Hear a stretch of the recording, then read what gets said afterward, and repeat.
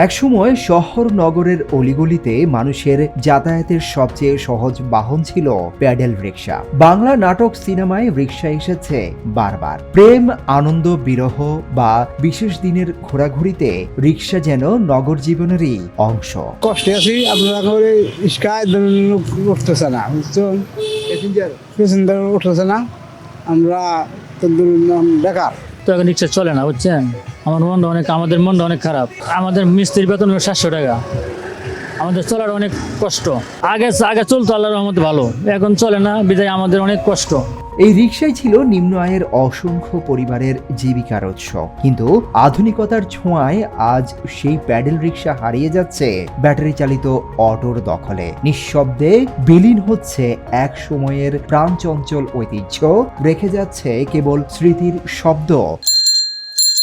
সেই রিক্সার চাকা ঘুরে চলত শত শত পরিবারের জীবনযাপন, কিন্তু সময়ের পালাবদলে সেই ঐতিহ্য প্রায় বিলুপ্তির পথে।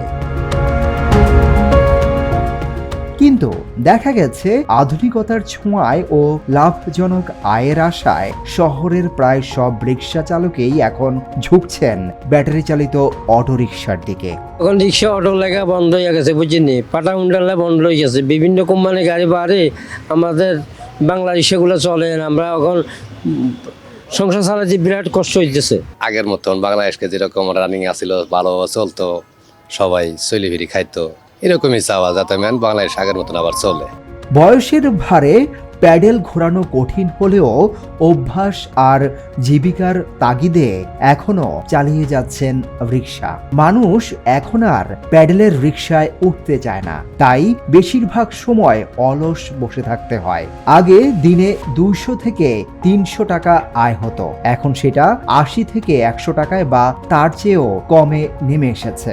এত অল্প আয়ে সংসার চালানো কঠিন হয়ে গেছে এসব চালকদের। প্যাডেল চালিত যে রিক্সাগুলো আগে ছিল, এখন বর্তমানে কিন্তু ব্যাটারি চালিত রিক্সা হওয়ার কারণে তাদের অনেকটা ইনকাম কমে গেছে। এজন্য অনেকেই প্যাডেল চালিত রিক্সাটা ছেড়ে দিয়ে আবার চাচ্ছে যে ওই যে সবাই যেহেতু অটো রিক্সা চালাচ্ছে, তারাও অটো রিক্সার দিকে ধাবিত হচ্ছে। প্যাডেল চালিত রিক্সা গতি কম, ব্রেকটা ওই অনুযায়ী কাজ করে, সেজন্য অবশ্যই ভালো। আর অত তো সেরকম কোনো ধরনের ব্রেক নাই, শুধু গতি আছে, তারা উঠায় দেয় যে কোনো সময় যে কোনো জায়গায়, দুর্ঘটনার শিকার হই, সমস্যায় হই। এদিকে যোগাযোগ বিশেষজ্ঞ ডক্টর শামসুল হক এ ব্যাপারে হ্যালো বাংলাদেশকে জানান, রিকশায় কিভাবে নিয়ন্ত্রণ প্রতিষ্ঠা করা যায় তা ঢাকার গুলশান, বাড়িধারার মতো এলাকায় সামাজিক সংগঠন বা সোসাইটিগুলো দেখিয়েছে। সেখানে রিকশার সংখ্যা নির্দিষ্ট, চালকদের কিছু প্রশিক্ষণ দেওয়া হয় এবং নিয়ম নীতি মানতে বাধ্য করা হয়, ভাড়াও নির্দিষ্ট করা আছে। মূল কথা হলো সমাধানের সদিচ্ছা দরকার। যান্ত্রিক হোক অযান্ত্রিক হোক রিক্সা, ইজি বাইক যেটাকে আমরা বলি, অত মোটর চালিত রিক্সা বলি, যেটাকেই বলি না কেন, কোনোভাবেই তারা প্রধান সড়কে আসবে না। তারা আবাসিক এলাকাগুলিতে ফিডারের কাজ করবে, বাসা থেকে যাত্রী এনে বাস স্টেশনে দিবে, বাস সেটাকে নিয়ে মেট্রো স্টেশনে দিবে, মেট্রো সেটাকে নিয়ে যাবে। এই যে একটা ইকোসিস্টেমের কথা বললাম, বিন্যাসের কথা বললাম, প্রত্যেকটা দেশে তাই আছে। যেখানে এক সময় অভ্যন্তরীণ যাতায়াতে একমাত্র ভরসা ছিল প্যাডেল চালিত রিক্সা, সেখানে এখন তা অতীত হতে চলেছে।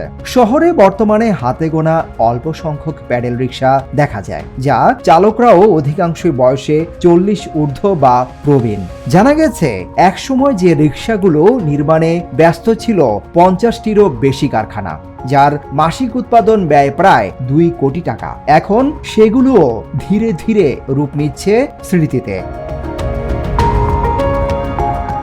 এক সময়ের অপরিহার্য এই বাহনটি হয়তো আগামী প্রজন্মের কাছে রয়ে যাবে কেবল ইতিহাসের পাতায় কিংবা জাদুঘরের প্রদর্শনীতে। আপনারা দেখছেন যে প্যাডেল চালিত রিক্সাগুলোর যে কি বেহাল দশা। সিরিয়ালে দেখছেন যে অনেকগুলো প্যাডেল চালিত রিক্সা অকেজো অবস্থায় পড়ে আছে। আমরা রাজধানীর বিভিন্ন অলিগলি ঘুরে আমরা জানতে পারি যে চালকরা বলেন যে অনেক প্যাসেঞ্জাররাই আসেন, কিন্তু কেউ প্যাডেল চালিত রিক্সায় উঠতে চান না।